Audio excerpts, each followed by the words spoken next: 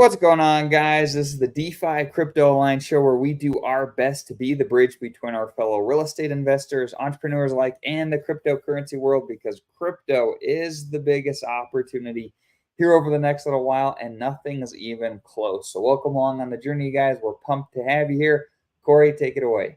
Absolutely. Corey Geary here, being blessed with you guys to be on this amazing journey where we're going to use cryptocurrencies as the wealth creation tool. I know you guys have heard us say it millions of times, and have that bear market hedge with real estate as a wealth preservation tool. And it's just going to be a blast going through these times where right now we're seeing some turbulence, amongst all the markets. And it's just fun to be on this journey, though, with you guys. And you guys make our show. If you're watching, please hit the like, hit the subscribe, help our algorithm. We want to talk about things that cut through narratives. We want to be able to cut through narratives, get right to the meat of things. And we're not always going to be right. In fact, I looks like I might be wrong with my Pulse call. I thought Pulse had bottomed last week, although, Dame, when I thought Pulse bottomed, I put all my economic energy into PulseX and Ink. And I'm like, well, if it's bottomed, I'm going to go into these because these are the more like they've shown the strongest strength. And it seems like those are still showing strong indicators that they've bottomed. But Pulse is kind of making a little bit of it hasn't gone way. I think we're at 4.043 today or 4.2. I thought bottom would be like around 4.0, 4.6. So it's a little bit lower than I thought. But since I put my money into the more stronger of the two of all the RH assets, it's holding. I had bought PulseX at 4.019 and we're at 4.020. So could be wrong with the Pulse call. We could go down a little bit lower. I saw that his name is Soda Chronicles or something like that. I know some of you guys probably don't jive with him. I don't mind him. He's a very short-term caller when he does his TA, but he's pretty accurate with his TA, to be honest with you. I've seen him be really accurate with this stuff. And he's saying 3.9 would be the bottom of Pulse, which, hey, man, I'm cool with that. Like, since I got a really good DCA into PulseX and Ink, I think at their bottoms, it could go lower, guys. Like we always say, this stuff could get smashed down by one individual alone. But I think my next DCA might be Pulse. My question is, I'm still hesitant about Hex, man. Hex just seems like to be getting demolished. I just don't know where the downside support's going to be at that. I think if I go in and do another DCA this month or beginning of next, I think my chips are going to be in Pulse. I might put a little bit more in the Ink because I don't think anybody can have enough ink here. And I know some of you guys might hate me for it, but I'm going to put some more into SolidX too. So that's where I'm at with this stuff. I don't know where the Hex bottom is going to be. I think Soda Chronicles said it was like, what do you say, Dane? Like a third of a penny maybe or something like that. It's just not one of my favorites. I know you guys have heard me say it many times out of the RH tickers. My favorite RH tickers are Ink and PulseX. Right now, I feel like they're just they're showing so much strength against the other tickers. It's ridiculous how much strength they're showing. And I think, man, we got to learn from what the market tells us. And if these things want to continue having some downward pressure, but they're showing strength, let's not look at that. And let's figure this piece out. Now, I do want more Pulse. I always want more Pulse. And I'm going to wait for some structure there. And I think we're still very close to it. I think we're definitely closer to the bottom than we are to the top. And maybe this is the bottom in this area. Maybe bottom is like 4.04, 4.039. Who knows? I think the first bottom, wasn't it Dane 4.03 or 4.033 or something? On Pulse, yeah. The initial bottom, and that would be the SEC FUD bottom. Yeah. Although the SEC FUD's still here, but what was it? It's like 4.032. Yeah. Okay. Okay. Yeah, yeah, something like that. So it wouldn't surprise me if we hovered around that 4 level and create a structure there. Now, once again, we could go down And I know you've said this, Dane, before. We could go down and do a double bottom. There's no reason why we can't. I mean, yeah, I'm not seeing a reason that we don't at this point, at least. So, well, a couple of interesting things. So, the first, here I have the Hex price chart pulled up. If you look at it in USD terms, right, it's just a bunch of red. Oops. jeez. Yeah, if you look at it in USD terms, yeah, I don't, where's the bottom? I don't know, but where it is interesting is in Pulse terms, and here you're starting to form a little bit of a W. You've got higher lows over It here. is. Pulse. It's forming some structure here. This is 1, 2, 3, 4, 5, 6, 7, 8, 9, 10, 11 days. We might start to see some strength here versus Pulse. And I mean, we've talked about it a lot on this show, right? You just want to buy things that are cheap. I mean, in relationship to Pulse, you're here under this 0.6. Wait, how did I measure this? Let's zoom way out and see. Just on the local move, you measured the fib extension is what you did. That's right.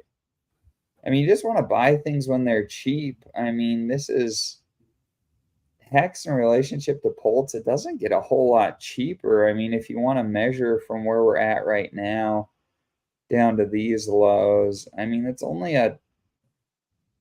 down to the bottom of the wicks, it's a 20% cheaper price versus Pulse. I mean, it doesn't get a whole lot more cheaper here compared to Pulse, and you got a little bit of a W there. Let's see if it'll come, and that's great. And if it can outperform, that'll be interesting. Maybe Dane, maybe my DCA instead of Ink and Pulse, maybe it's Pulse and Hex. I'll have to see what the price chart's telling me when I get the DCA money ready. But yeah, that's an interesting find. It is starting to look like it wants to do a W there, and it wants to find structure, which there's a lot of liquidity in that area, because look back there where all that price action was at. Oh, yeah, there's tons of price action in there. And so that tells me that's a very interesting spot, and that it could definitely form some structure there. We'll see. I like the way it looks though. And so maybe that's the next move. Maybe I buy a little bit of Pulse, a little bit of Hex, and a little bit of Solid Hex. So here's an interesting, why are you buying Solid X? So that's that looks like a falling knife on that one. Is there something there that you like? Measure it against Pulse, and all the bigger TA guys are saying, like Hans says, it's like this is where Granny would be interested in, is in this level. And I really respect Hans on his calls. There was another guy who did a analysis on Solid X that was basically saying, if you look at the fib, I think it is on versus Pulse, I think the next strong support is at $23. It's at $23 range. And and so I definitely want to, and I also have a goal. I want to have a certain amount of coins to give me a certain amount of C-level position in this particular asset. And so this right in that, like a big giant falling knife right now. Yeah, I want to see some price structure before I'm personally interested in picking up some more of this. So this is in Pulse terms. I want to see something in here. I want to see a W. I want to see some sort of, but you're right. We're under the 0.618. I would think that it probably is more likely to touch the 786. Yeah. And if I remember right, that's the $23 zone. If you do an extension down, what is that, like 20% dip from here? And then put it in USD, and then do a 20% drop from where we're at today. Maybe are we under it now? Are we 22? Maybe I was. Looks like we're at $22 today. So actually, what happens if you drop 20% from here? Dip is like 17. $17. Okay. Yeah, that might be the right price point to wait for then. Yeah, But you're right, Dane. It I'm would just be waiting for good. price structure to be real Structure. Yeah, interested. I agree with you on that. I'm tired of catching falling knives. I'm totally comfortable not buying anything until there's some price structure.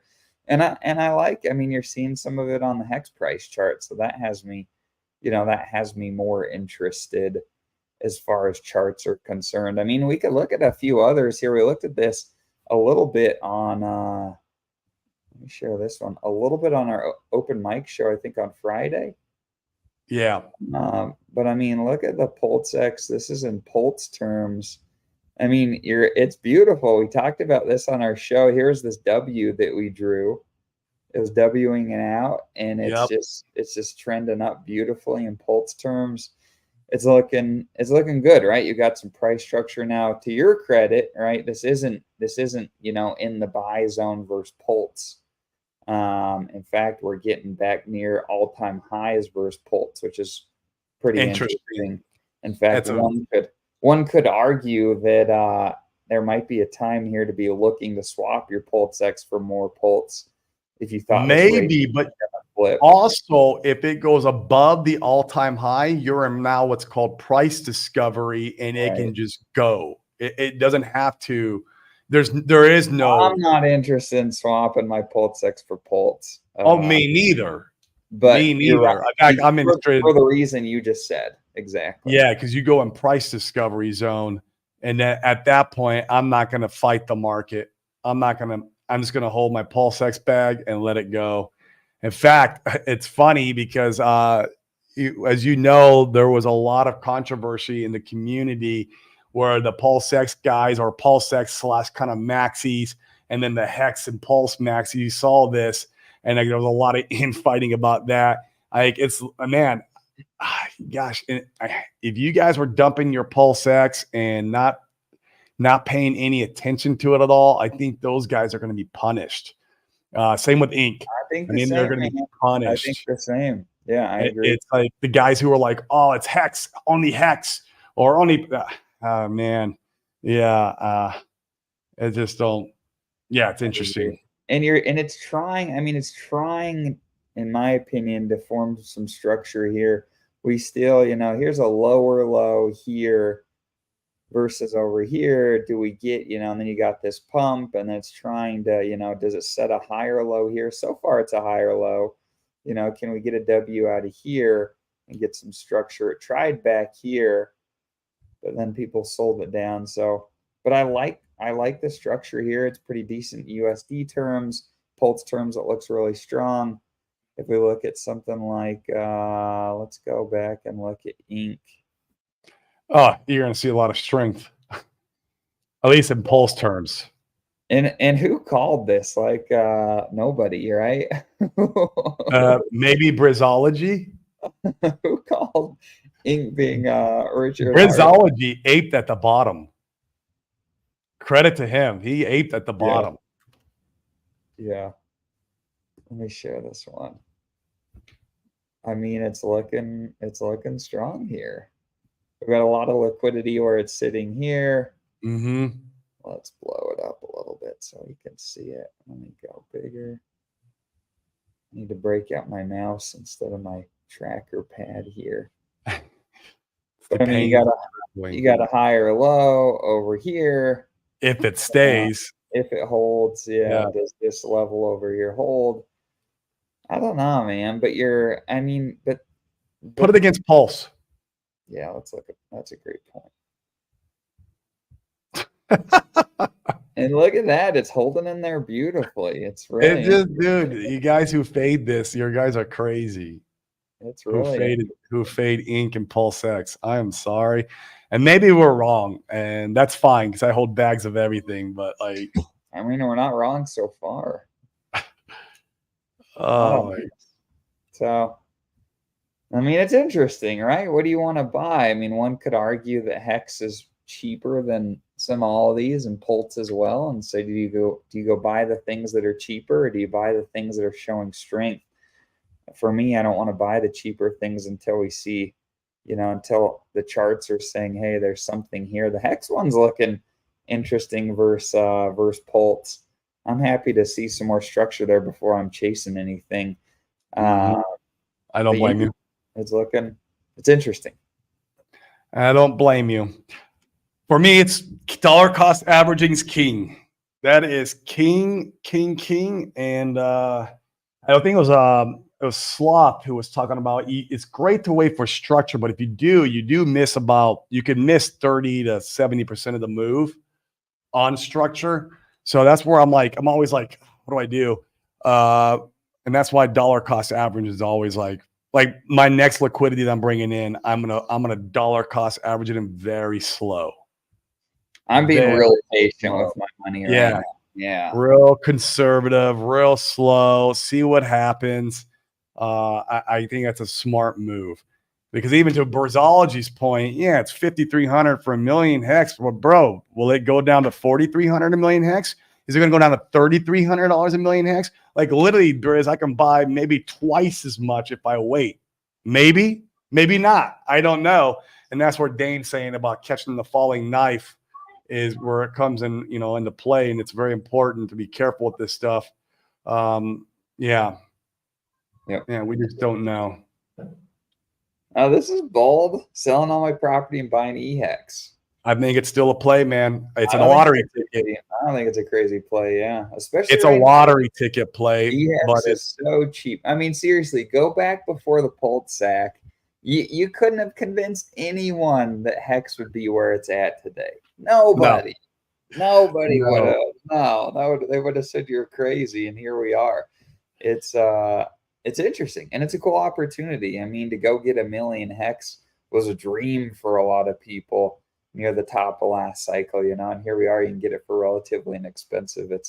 Yeah, I think you get a million EHEX for like 1,200 or something right Yeah. now, 12 or 1,300. I mean, Here's one. This is interesting, and in fact, there's some really interesting correlations here. So Pulse volume went down big time. This is not going to go. This is not going to play out well, IMO. We need more activities. Did you notice, Corey, the ETH volume is almost at a standstill? In fact, I think that the gas price this weekend was one gray. That is insane. One gwei. It's it's wild to see how some of this stuff. In fact, do I have it pulled up here? Let's see if I can get my little Chrome extension to load. But man, that's wild. Something like ETH is dead right now as far as volume. In fact, I think the only place where there's any volume right now is Solana with all the pump and dumps. Like otherwise, there's just not a lot going right now. And in fact, that brings me to like you mentioned earlier, there was the news recently that it looks like a lot of the Mt. Gox supply, the Bitcoin supply, is going to come on the market here starting next month. What are your thoughts on that? I think that's something that we need to take in consideration once again, Dane, to your point, catching a falling knife and also our dollar cost average strategy. Because if we see Bitcoin go down into like, just say high 50s because of this, that's you don't think that's not going to affect all the markets. It's going to infect all the markets. So I don't know, man. And maybe it's a nothing burger, but I don't think this one is this time. I think they said that I saw it. I saw the news on it. There's a lot of them. I think it's 170,000 or something crazy BTC being distributed out next month. And the cost basis for most of these people is at $800 as what they receive or bought those BTCs at. So even at today's price, like $65,000, I mean, they're wildly in profit. And why wouldn't a lot of them sell? Why? I don't know. And it's interesting. Let me see if I can find that news. So 140,000 BTC will be, looks like it's going out next month. The average customer entry is $800 BTC price from 2014. They are all on side 80x or more is what I'm reading here. And then I'm reading, yeah, this is interesting, man. I mean, this could happen next month. I know Richard Hart was talking about this for a long time. This was one of his talking points for forever when these Mt. Gox BTC. But I've also heard this before. Like these coins getting released. So we'll see what it does, man. I think we need to keep it in consideration, though, on our dollar cost average strategies, and definitely figure out, is it right time to be buying more of these volatile assets, or is it better to just wait on the sidelines until there's some better price structure, to your point, Dane? I'm comfy waiting, man. I like it. I'm comfy waiting. And I was looking, there's also, I want to see if I could find it here. There was a DIY investing Donovan. He had a tweet where he was saying he had some additional context to the Mount Gox situation that I thought was interesting. Let me see if I could find See it. if you find that. I would love to know all the information we can kind of dig up around that, so we can just mentally prepare for it. I mean, once again, to Brizology's 5,300 for a million hex, that might go down to 3,300 million hex, bro. Like, I want to make sure I have dry powder waiting for that moment if it happens, because I mean, that's like having a second chance of almost being an OG hexagon. You're getting a second opportunity when you're getting down in these price levels that you just, that everyone would have dreamt about even a year ago. And so I want to make sure that you have capital on the sidelines waiting for these opportunities, because that saying, Dane, really resonated with me more recently, where the markets can stay irrational, then you could stay solvent. That is saying, once again, going like, say you would go all in right now and you don't have more money for another 3 months, right? That would be like, and the market goes down, there's another 50% drop. That was where that saying comes into play, saying that you went solvent or insolvent while the market stayed irrational. That's a very impactful saying, and to see it happen and play out in front of our eyes, it's something that I'm going to take in consideration for sure. Right, agreed. I can't find it, but long story short, what he was saying is he was essentially saying that it was a bunch of unnecessary FUD. He was saying that his friend has, a decent amount of Bitcoin, but is actually only going to be getting a very small amount because of how they're pricing it in. And so it wasn't something to get like real worried about. Yeah. I mean, the FUD alone, though, will drop the price. Like, plebs will sell, and even BTC, right? They're going to sell because of the FUD. That's what it is. That's how you see these things happen. It's the FUD alone. Like, it's just, everything is just FUD and narratives, or, is it a narrative to make things pump, or is it FUD to make it dump? And here we are living through some more FUD during this kind of like risk off part of the cycle, where post BTC halving, it's still pretty on track for the cycles leading up into the next pump, which should be somewhere in like August, September, October. Yeah, I don't know. Yeah, it'll be interesting to see, but I guarantee if BTC goes down and hits in the $50,000 range, you better believe all crypto is going to be affected. Yeah, agreed. Not just BTC. It may not. But I don't see BTC pumping to 80 grand over the FUD. I don't see the opposite happening.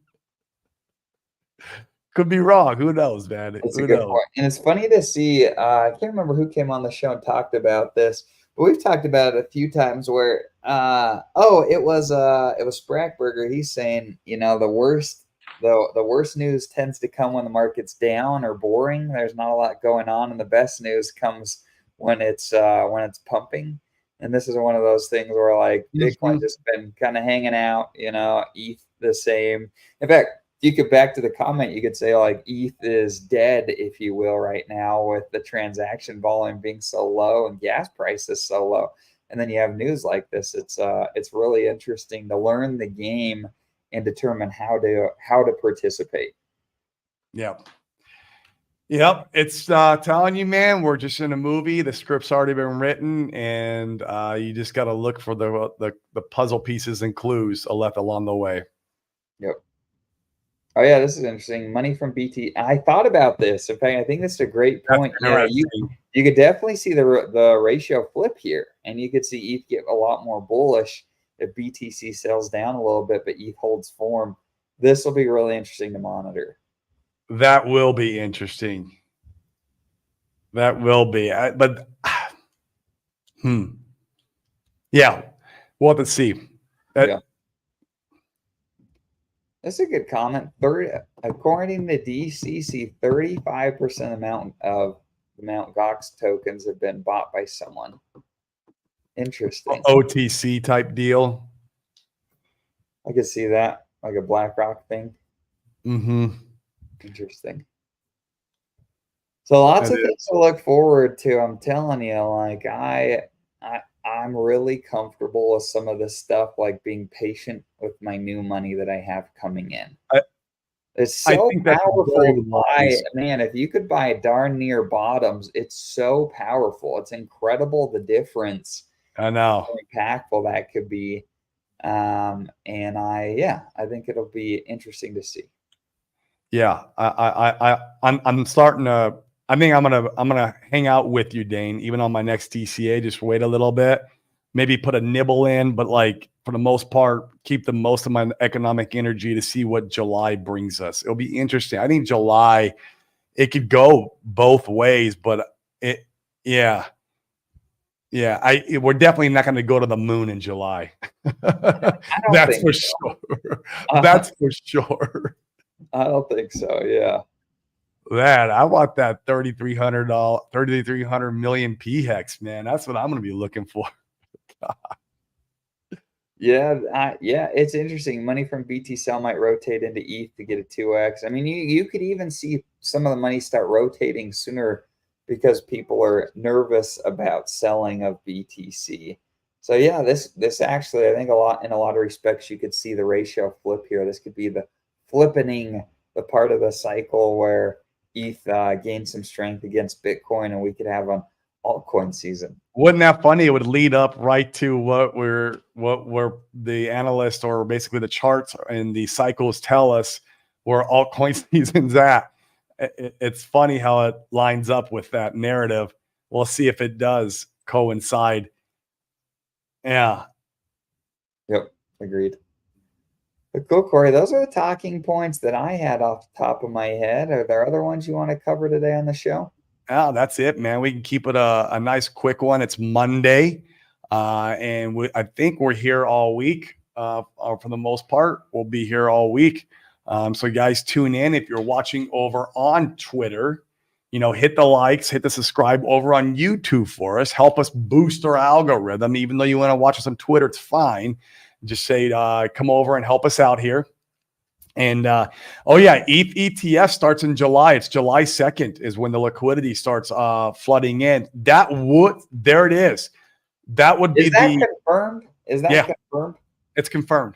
Have the S1s been approved? Yes, sir. Have they? Yes, sir. Yes, sir. I dropped the documentation in our news channel like last week. Okay, cool. Yeah. That's exciting. Yes, sir. It's July 2nd. So that's funny, Dane, the narrative that you just talked about, or the one Justo said. It's actually Justo. It's funny how that can coincide together perfectly. That's very interesting. And if you watch, I know Sami has that, like he does the charts a lot, and he has that where it flips green on the super trend. Like we're right under that super trend. We're about to where we could flip green. Maybe this is the catalyst that flips the screen, and then it's go time. I mean, I don't know. It doesn't mean that we're going to go 10x overnight, guys. In fact, we could be very wrong about the whole thing. In fact, I've been wrong many times. I was wrong about pulse bottom, and that's fine. I'm happy to admit it because I'm not here to be right or wrong. I'm here to make money. But I'm still happy with dollar cost averaging in. I still think I'll be waiting this month to see what happens. But I think we're going to get some pretty spectacular buy prices this month, and I'll be dollar cost averaging in for sure. So I still believe in everything we got here. I love the Pulse Chain ecosystem. I love the community. I love Richard Heart, and I'm here for it. I think we will be participating in a very, very nice run towards the end of the year. I think the RH court case is going to go well, in my opinion. I think the ETH ETF is going to do well and going to bring a lot of liquidity into the ecosystem. And I am super, super positive on this ecosystem overall. And I think it's going to be fun to ride this up with you guys. So I agree with you, Brizology. But the problem is, what if it goes 50% lower? I agree with you. I just dollar cost average in like last week or a week and a half ago. Like, I didn't. I'm sitting on. Where's the bottom? You know? Yeah. I want to wait. Now I dollar cost average in Pulse X and Inc. and my value is still there. I haven't lost my value. Good thing I didn't dollar cost average into Pulse and Hex. So I went into the more stronger assets and they're holding their value. So, but I want more Pulse. I want more Hex. I'm just wondering where, I think to your point, Dane, it is a good idea to wait for some structure or see what's going on. Yep. So no, that's it, man. Let's go have some lunch. You guys, keep it positive out there. This is all part of the cycle. We're just in a movie. The script's already been written. This is just what we're going through right now, and you will be rewarded for hodling and believing in these assets. So, yeah, that's it for me, man. Thanks, guys. Thanks for tuning in. Like Corey said, smash the likes and subscribes on your way out, and we'll catch you tomorrow. Peace, guys.